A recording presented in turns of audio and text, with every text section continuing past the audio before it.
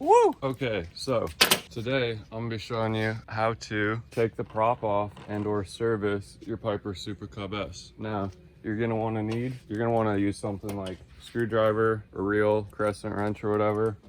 You may need one of these to hold down the prop and this to clean up. So what you're gonna wanna do, grab right here, pull this thing out. Now in the instructions, hold on one sec, I'll show you the instructions. Okay, we're back. We got the instructions, I found them. In the instructions, one, it says remove the spinner. That's what we're removing right now. Two, remove the hex nut, blah, blah, blah. You can read as well. You can pause and read. These instructions are so useless.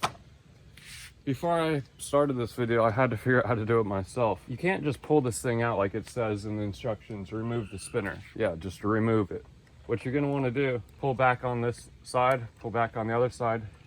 Can you see that? I folded it forward. You're then gonna wanna spin this thing off. I mean, I guess it's designed not to come off. You don't really damage it taking it off. That is how you're supposed to take it off. You're then gonna see that there is a hex nut type device going on. Take your wrench. You're gonna wanna be in the shot to begin with, but grab the nut and then spin it off. We got that off. Now, back to the instructions. It says just like most people and stuff, they're just like, just pop it off. I don't know about the older ones. On the newer ones, it does not just pop off. You're gonna wanna spin the blade off. Now you may be telling me like, hey man, like the hex nut on the other side of the prop is what's holding it from just being able to pull off. You're doing it wrong. No, this prop on this plane, I'm not sure about all planes, has threads on the plastic. So if I were to just yank on this, I would probably be able to pull the whole nose of the plane off before I even get the prop off. Now I'm not trying to buy a new plane just yet, even though this is my second one. I'm really just trying to make sure this one flies good still. Pop the prop off, we're almost there. Oh, I don't know if you saw that, I almost lost that nut. I'll keep that one separate so I know that one was on the outside, that one was on the inside. Got the prop off. See inside there? There's a hex. It's to hold that other thing on. If you want to tell me I'm wrong, check this out. I can't just push this on. See how it won't just go on? But see if I spin it, I can now, I'd only tightened it a little bit. Now hold the plane. Can you see that? I can hold the plane by the prop. There's no nut on there. Two nuts are on the table. Now that the prop is off, we can take the cone off.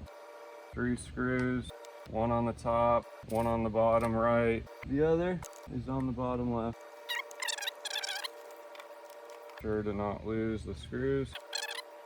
Pop the nose off. Now we got what you're really interested in. Now this is about as far as I'm gonna go. I'm not gonna remove the motor or anything else. When I was doing my video, how to fly a plane or whatever it's called, I actually did a low flyover and tried to like touch my wing on the sand, not really touch it, but you know, just get right above it. And I actually totally wrecked the shit out of this plane.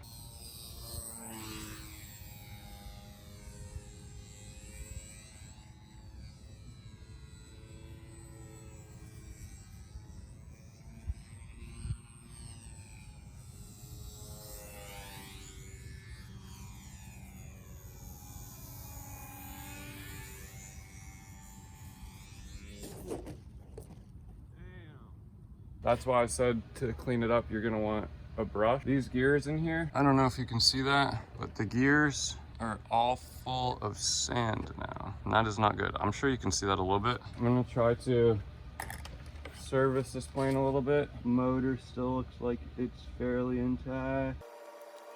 Get all this, I don't know if you can see through my hat, get all the sand off in there. Now let's go to the gears.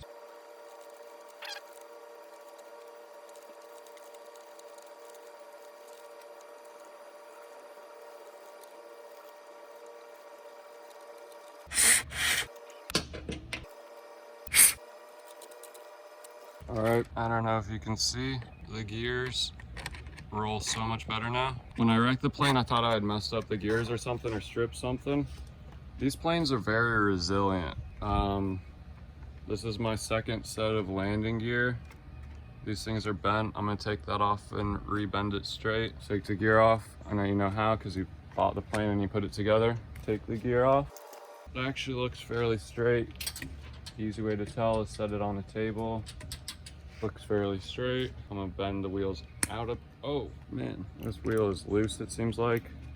A little bit, it was a little more out. I just turned it a little bit. Pardon my shaky hands. I'm gonna tighten this down a bit. I don't know if you can even see that. Probably just tightened it too much. Now they're about the same tightness. Plane back over, grab it by the two edges. I'll get a piece of tape or something light to tape these back down because these things have had it. Like that's brittle and old. Plane service now, spins nice. Ready to go back in the air. I'm gonna show you how to put everything back real quick.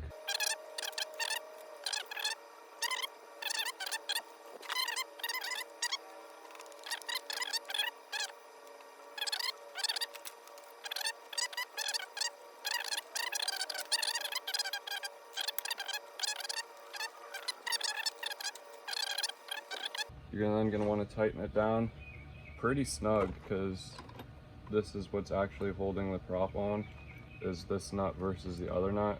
It's now locked. That's now locked in place.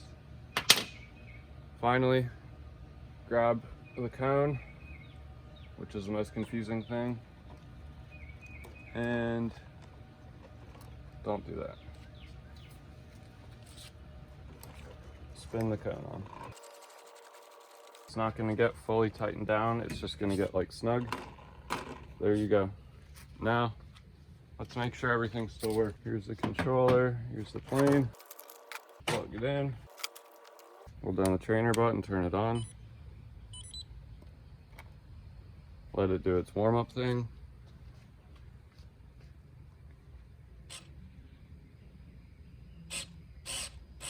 Plane still works because I didn't really mess with anything. I only messed with the front. Let's see, arm, hopefully it doesn't just run off the table.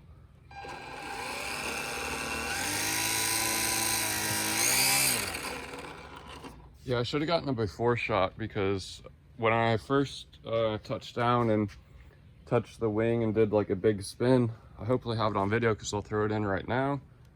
The prop sounded terrible and I just ended the video there because I didn't have time to take it apart at the park. But so the plane could probably actually use a new prop. I actually want to put on a bigger prop that's maybe an inch longer. That thing will probably rip. Anyways, have a good day. Thank you for watching. Bye.